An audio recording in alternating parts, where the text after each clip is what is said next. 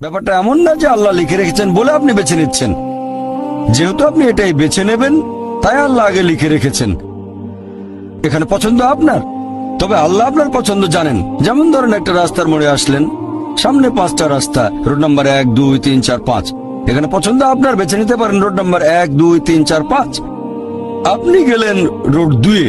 এটা আগে থেকেই লেখা আছে আপনার নিয়তিতে যে আপনি যাবেন 2 নম্বর রোডে।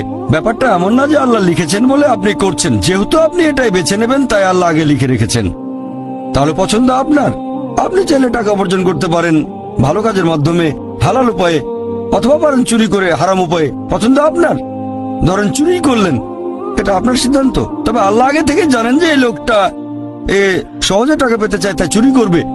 তাই আল্লাহ আগে লিখে রেখেছেন যে এই লোকটা 25 বছর বয়সে চুরি করবে। এখানে দোষটা কার? দোষ আসলে আপনার। তবে আল্লাহর আছে ইলমে গায়েব, তাই তিনি আগেই লিখে রেখেছেন।